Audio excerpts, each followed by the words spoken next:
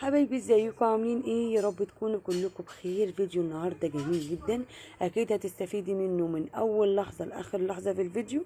هتشوفي حاجات افكار كتيره جدا لسيده ابدعت كده زي ما انتم شايفين معايا. دي كده مقتطفات من الفيديو بتاع النهارده لسيده جميله جدا من روتينها اليومي لحياتها، لكل تفاصيل حياتها، للاكسسوارات بتاعت بيتها، لكمان شياكتها واناقتها. تابع معايا الفيديو. زي ما شايفين كده كمان طبخها، بتعمل اكلات جميله جدا، مطبخها شيك جدا، وهي طبعا انسانه جميله جدا، شيك في لبسها وشيك في طريقه تحضيرها للاكل بتاعها، وكمان لطريقه اهتمامها بالبيت بتاعها.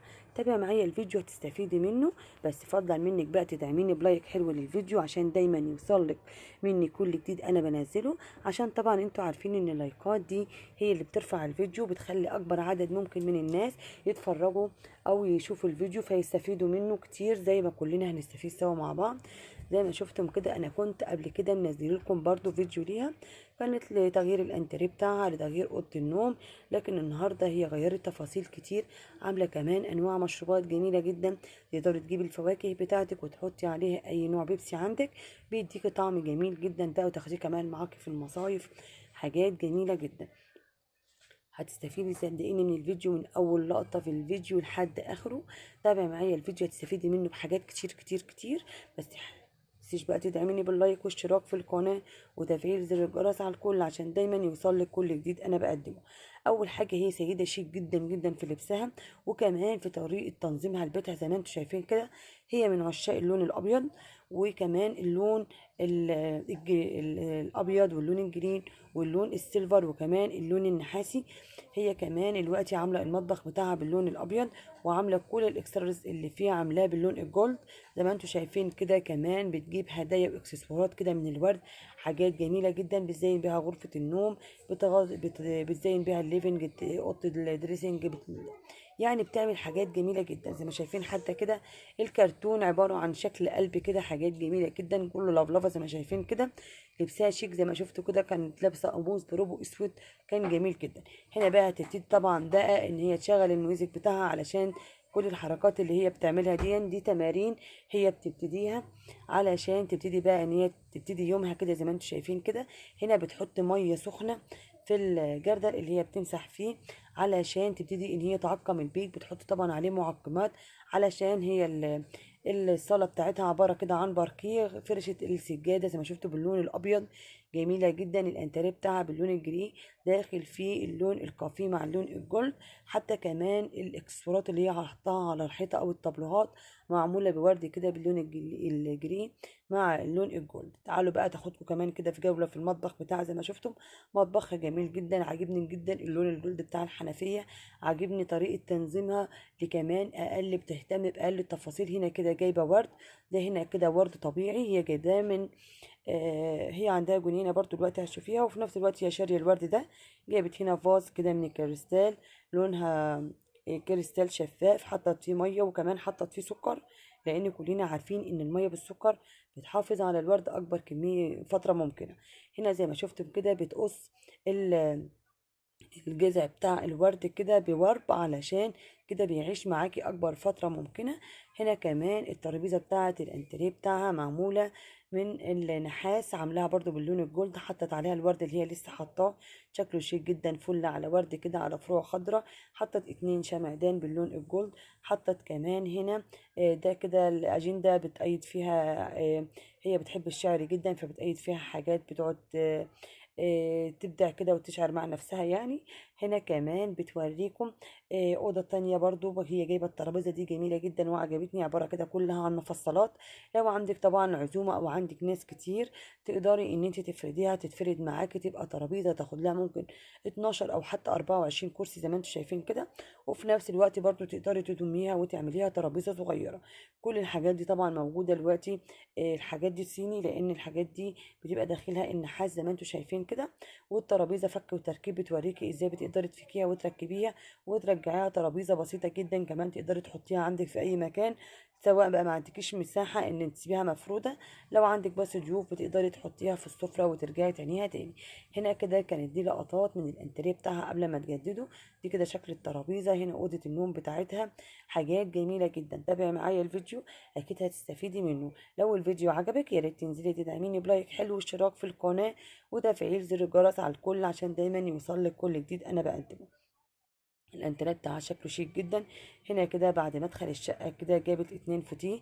ال2 فوتيه دول تركيب معمولين كده كابوتينيه باللون الاوف وايت، والرجلين بتاعته كده معموله بالنحاس باللون الجولد، وكمان السجاده بتاعتها باللون الجري مع اللون الابيض علشان تكسر اللون شويه. جايبه 2 كوشن باللون السيلفر مع اللون الابيض. هنا كمان الاكسسوارز بتاع الشمعدان شكله شيك جدا كده. دي سبحه كده عاملاها من اللولي، حطها كده شكلها شيك جدا، عامله ما بينهم طقطوقه او ترابيزه صغيره عليها رخامه باللون الابيض. عجبني جدا الشمعدان ده. كده عباره عن عين شمس كده او زي قرص الشمس كده طالع بفروع، وحطت فيه الشمعة بتاعتها. هنا بتوريكي بقى مشترياتها، حاجات جميله جدا. لو لاحظتوا ان الشاشه تحتها على طول دفايه، دي مش دفايه بالولعه بالنار، دي دفايه كهربائيه كده عاديه كقطعه ديكور. في نفس الوقت هي بتديكي ايحاء كده ان هي دفايه، بس هي قطعه ديكور تحت الشاشه، فشكلها جميل جدا. هنا جايبه طبلوهات من الازاز جميله جدا عشان الحمام عندها. هي عباره كده عن طبلوهات تاتش. هنا شكل السرير بتاعها معمول متنجد كابوتينيه باللون الرمادي الغامق، وكمان هنا السجادة باللون البيج او باللون الرمادي الرايق جدا. كسر اللون طبعا باللون الكشمير بالورد، وكمان بالانتيكات والشمعدان زي ما شايفين كده. الورد طبعا. هنا الاباجورات، حتى كمان استندات على الحيطان كده من الازاز او طابلوهات من الازاز شكلها شيك جدا. زي ما قلت لكم هي من عشاق الورد. جايبه هنا طابلو ورد كده او فازة ورد كده، ورد باللون الابيض. كمان كسرة بالكوشن اللون الكشمير والتكوى والتكاوي اللي هي حطها على على السرير.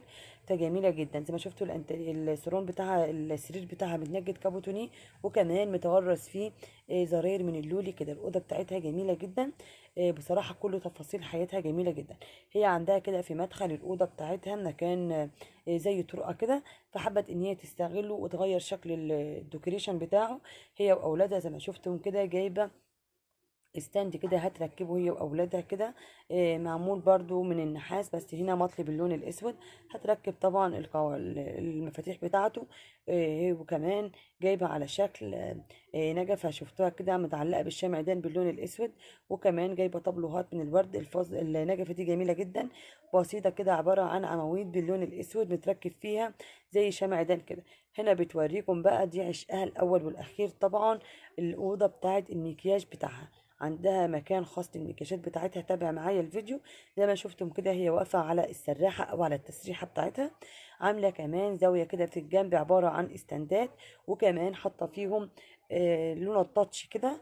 دي كده عبارة عن لونات بتبقى لها زي مغناطيس، بتجيبيها وتركبيها كده، بتلزق زي فيها لزق زي دبل فيس كده. تقدري تضغطي عليها بتنور وتطفي توماتيكي توماتيكي زي ما بيقولوا. هنا دلوقتي هي حطت عليها الاكسسوارات بتاعتها، حطت فازات، حطت ورد، حطت مج او حطت ستاند كده حاطه فيه فرش الميك اب بتاعتها. هي فرحانه جدا، بتعشق المكياج وبتعشق اي حاجه تخص المكياج بتاعها. هنا بعد ما مسحت كل مكان في المكان اللي هي عملته في العلاقات دي، بدأت ان هي ترصص البرفيوم بتاعها، ان هي تنظف الفرش بتاعه المكياج بتاعه فرش المكياج. عندها هنا بتاعة بالكهرباء كده جميلة جدا، بتحط فيها الفرش بتاعتها او اي بتاعة الهاند بلندر، بتطلع لك نظيفة ومعقمة جميلة جدا. هنا علب الاي شادو بتاعتها، هنا علب الرجاجو. زي ما قلت لكم هي من عشاق المكياج، عاملة بقى ادراك وحاجات خاصة للميك اب بتاعها.